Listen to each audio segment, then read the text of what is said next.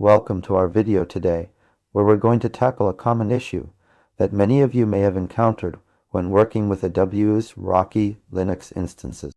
If you've ever found yourself wondering why your cloud-init user data isn't executing fully, then this video is for you. In this discussion, we'll dive into the possible reasons behind this issue and explore some solutions to get your cloud-init user data running smoothly. We'll start by explaining what cloud-init is and how it works on AWS Rocky Linux instances.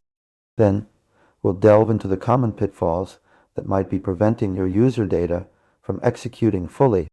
By the end of this video, you should have a clear understanding of the concepts involved and some practical tips to troubleshoot and resolve the issue. So, let's start with the basics. Point A, cloud-init is a package that allows you to customize your Linux instances at boot time. It's widely used on various cloud platforms, including AWS, Azure, and Google Cloud.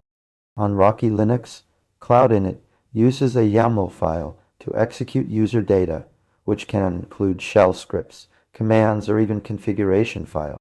Now, when it comes to executing user data on AWS Rocky Linux instances, there are a few things that might go wrong. One common issue is that the cloud-init process doesn't have the necessary permissions to run certain commands or access specific directories. This could be due to a misconfigured IAM role or a lack of sudo privileges. Another possible reason is that the YAML file containing your user data has syntax errors or is not properly formatted. Cloud-init can be quite finicky about the formatting, so even a small mistake can cause it to fail silently. Lastly, it's also possible that there are issues with the network configuration or dependencies required by your user data. For example, if your script relies on a specific package being installed, but it's not available in the default Rocky Linux repositories, then cloud-init won't be able to execute it. To troubleshoot these issues, you can start by checking the cloud-init logs for any error messages. You can also try running your user data manually using the cloud-init command with the debug flag to see if that reveals any clues. So, what are they from this discussion? First, make sure you have the necessary permissions and IAM roles configured for cloud-init to execute your user data.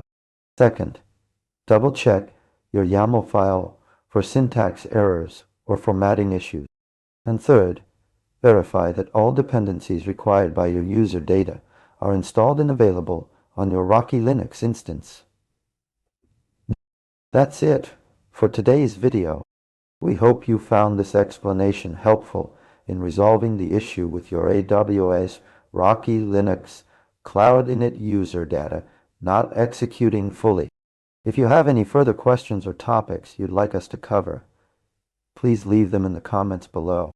Don't forget to like and subscribe for more content on cloud computing, Linux, and troubleshooting tips. And if you're feeling generous, share this video with someone who might find it helpful.